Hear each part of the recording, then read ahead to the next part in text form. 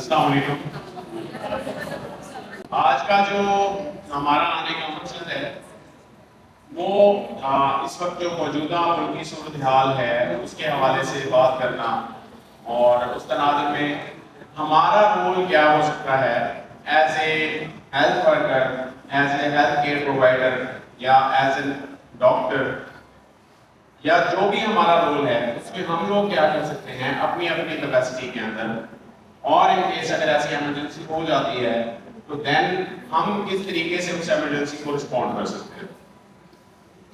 تو بیسیکلی جو ابھی جنگ کی صورتحال ہے، الحمدللہ ہمارا علاقہ ابھی تک اللہ کا شکر ہے کہ محفوظ ہے، بٹ اٹ ڈزنٹ مین کہ ہم اس کی پریپریشن نہ کریں یا ہم اس کے لیے تیار نہ ہوں.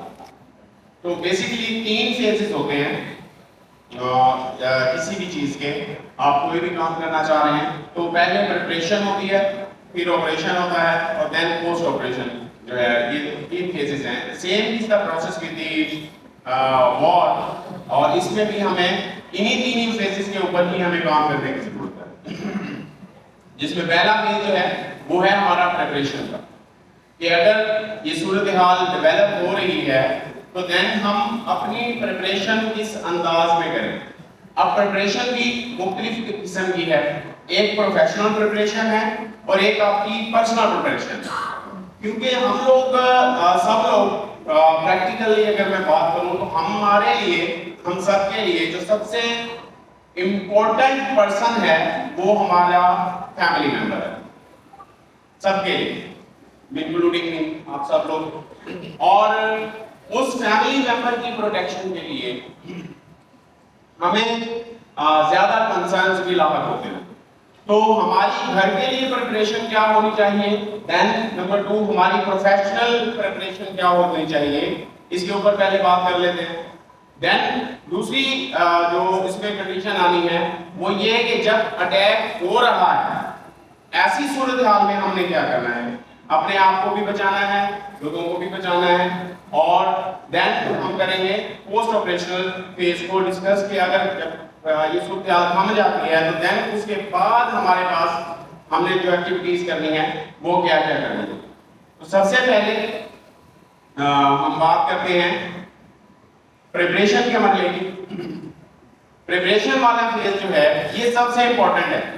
کسی بھی آپ سب لوگ ماشاءاللہ ہیلتھ کیئر پرووائڈرز ہیں، ڈاکٹرز ہیں، سسٹرز بیٹھی ہیں، نرسز بیٹھی ہیں، سب لوگ، اس کے علاوہ جو نان میڈیکل سٹاف سب لوگ بیٹھے ہیں. ہم کوئی بھی کام کرتے ہیں تو اس سے پہلے اس کی ہم نے تیاری کرنی ہوتی ہے. آپ نے کوئی آپریشن پرفارم کرنا ہے، آپ اس کی پہلے پریپریشن کرتے ہیں. ہم نے کہیں سفر پہ جانا ہوتا ہے تو سب سے پہلے ہم کیا کرتے ہیں، پریپریشن کرتے ہیں. تو جب ایک اتنی بڑی ایک صورتحال ڈیولپ ہو رہی ہے تو اس کے لیے ہماری پریپریشن کیا ہے.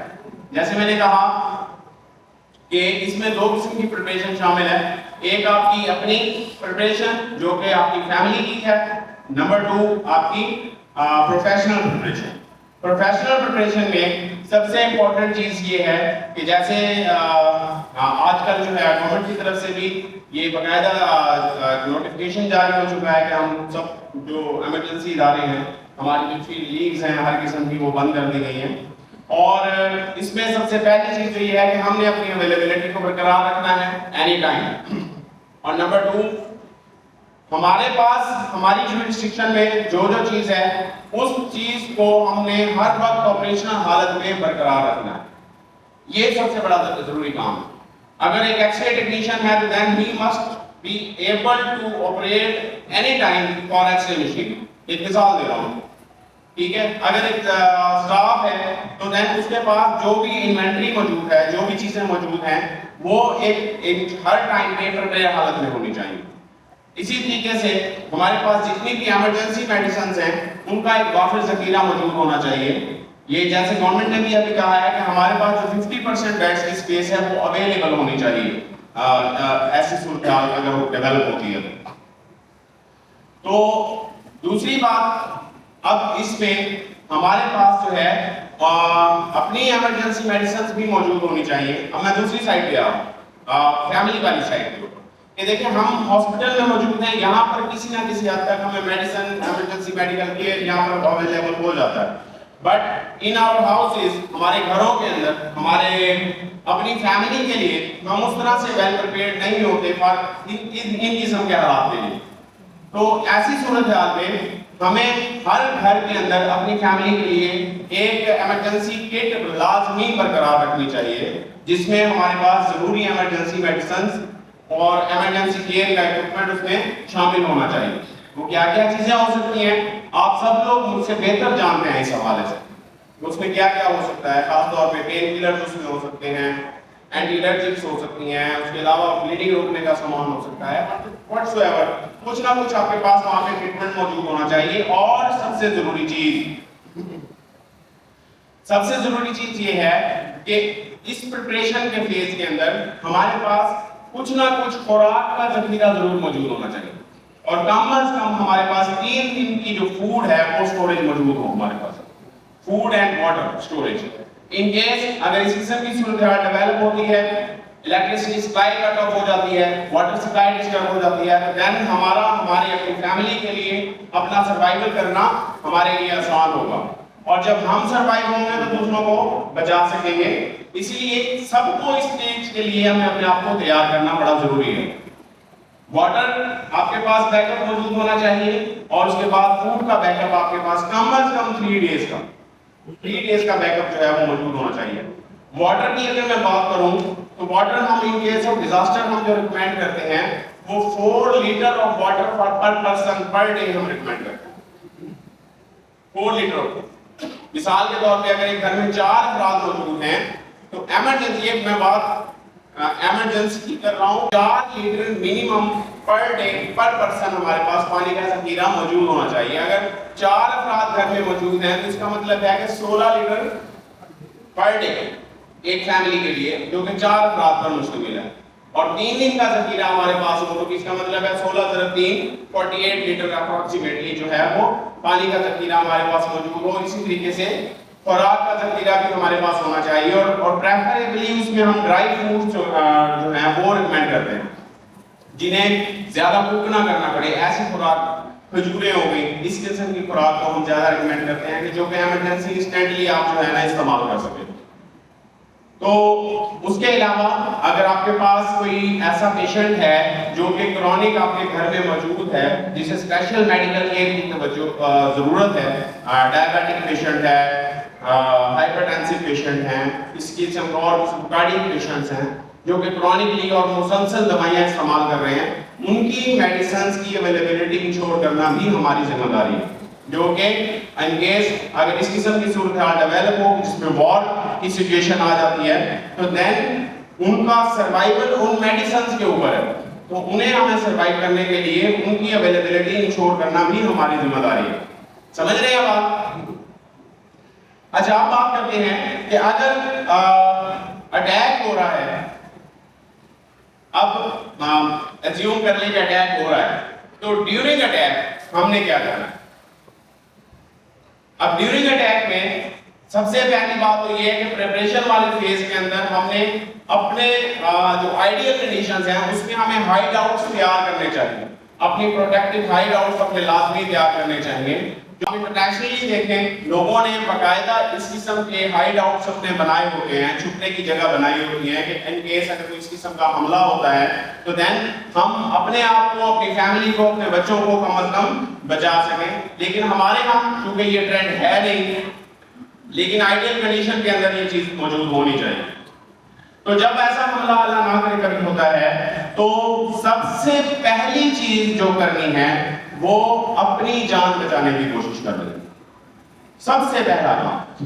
اور اس کا طریقہ کار یہ ہے کہ اپنے آپ کو کسی ایسی محفوظ جگہ پہ جہاں پہ اس کے اثرات کم ہوں وہاں پر لے جانے کی کوشش کریں. اگر ہائیڈ آؤٹ آپ کو کوئی ایسی ہائیڈ مل جاتی ہے پھر تو بہت اچھی بات ہے, ادروائز اپنے آپ کو آپ کسی ایسی مضبوط اور ٹھوس چیز کے نیچے چھپائیں جہاں پر آپ کو لگتا ہے کہ یہ چیز کوئی ویٹ بیئر کر سکتی ہے. اگر اسٹرکچر کلیپس ہوتا ہے, کوئی ایسی صورتحال ڈیولپ ہوتی ہے تو دین آپ کو یہ جو ہے ٹیبل کرسیاں یہ بہت بڑی سپورٹ ہوتی ہیں بلڈنگ کے اندر.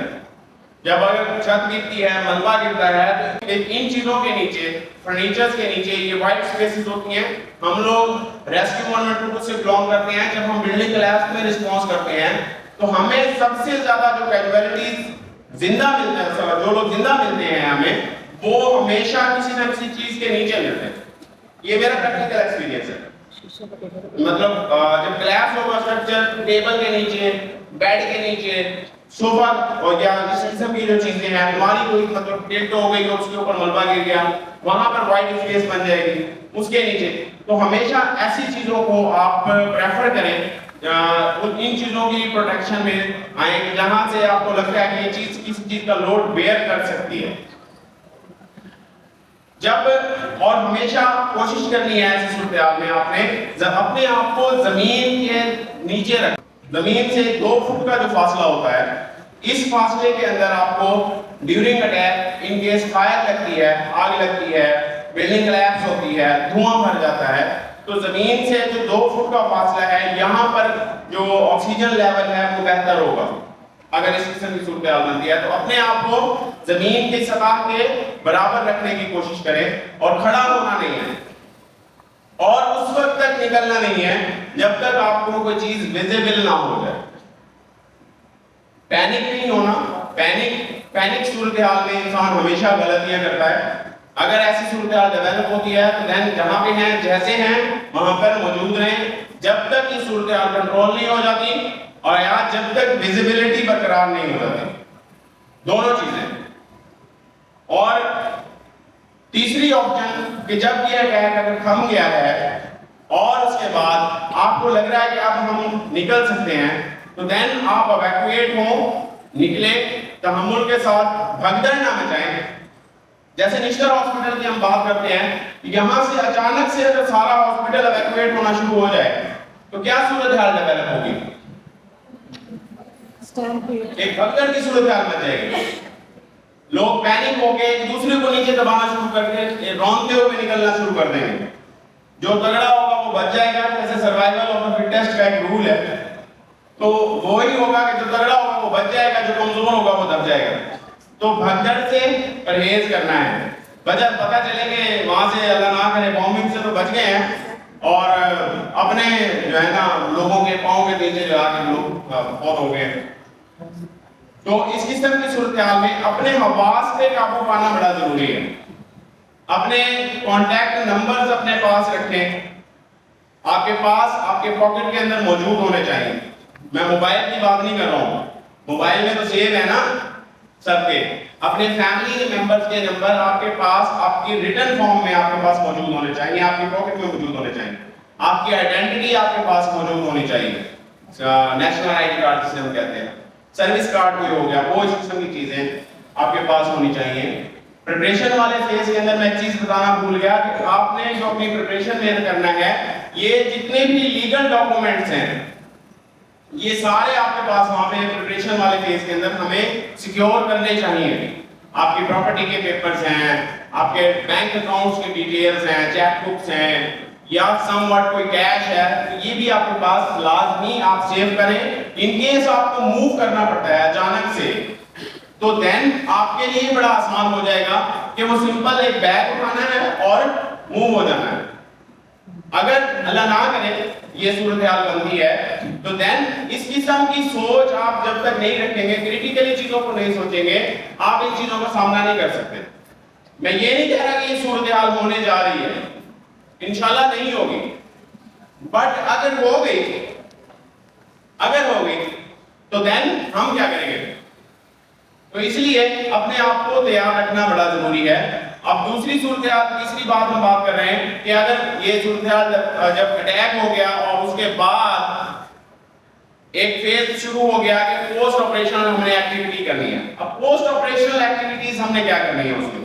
اب اس میں سب سے بڑی جو ہماری ایکٹیویٹی تھی پہلی، وہ تھی اپنے آپ کو سیو کرنا.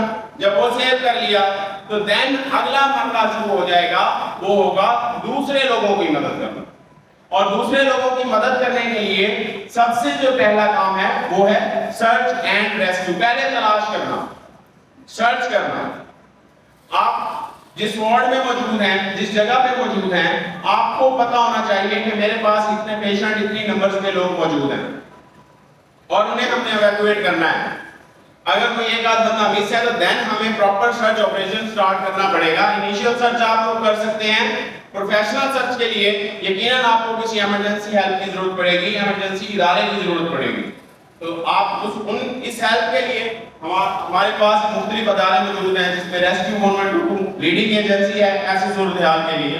باقی ہمارے جو شہری دفاع کا ادارہ ہے اور دیگر ادارے ہیں، سول ایڈمنسٹریشن ہے جو کہ ایک قسم کی ایمرجنسیز میں اپنا اپنا رول پلے کرتے ہیں. تو سرچ اینڈ ریسکیو کریں لوگوں کو. سرچ اینڈ ریسکیو کرنے کے بعد اگلا مرحلہ شروع ہوگا طبی امداد کا. وہ طبی امداد آپ لوگوں کو بتانے کی ضرورت نہیں ہے، یو آر بیٹر ایکسپرٹ کہ آپ کو پتہ ہے کہ ہم نے کرنا کیا ہے کس صورتحال میں. ٹھیک ہے، اگر کارڈیک اریسٹ میں پیشنٹ ہے اس کو ہم نے کیسے ڈیل کرنا ہے. تو مطلب کافی ساری کنڈیشنز ہے، بٹ آپ لوگ اس چیز کو ہینڈل کر سکتے ہیں. لیکن جو اصل کام ہے وہ ہے لوگوں کو ایویکویٹ کرنا ایسی صورتحال میں، خاص طور پہ ہاسپٹل کے تناظر میں. کیونکہ یہاں پر آپ کے پاس جو لوگ موجود ہیں وہ آلریڈی مریض ہیں. مریض تو ہیں، ساتھ ساتھ میں ان کے جو اٹینڈنٹس ہیں وہ بھی ایک ہمارے لیے ہیزرڈ موجود ہے کہ ایسی اگر کوئی پیچیدہ صورتحال ڈیولپ ہوتی ہے تو دین ہمیں ہر جو وکٹم ہے، پیشنٹ ہے، اسے تو بچانا ہی بچانا ہے، تو ان کے ہمیں اٹینڈنٹس کو بھی ریسکیو کرنا پڑے گا. تو اس لیے ہمارا چوکنا ہونا، ہمارا تیار ہونا بڑا ضروری ہے. اپنے آپ کو ذہنی طور پر، جسمانی طور پر ہر طرح سے کسی بھی ناگہانی صورتحال کے لیے ہمیں تیار رکھنا چاہیے. تیاری کے بعد توکل رکھنا چاہیے، لیکن پہلے اپنی پریپریشن ہونی چاہیے. توکل تو ہم رکھتے ہیں نا کہ ہر اللہ تعالیٰ پہ یقین ہے الحمدللہ، اور یہی ہمارے ایمان کا بنیادی جزو ہے. لیکن اللہ تعالیٰ کا بھی حکم ہے کہ آپ پہلے کوشش کریں تو پھر توکل کریں، یا پہلے توکل کریں پھر کوشش کریں. کیا کرنا چاہیے؟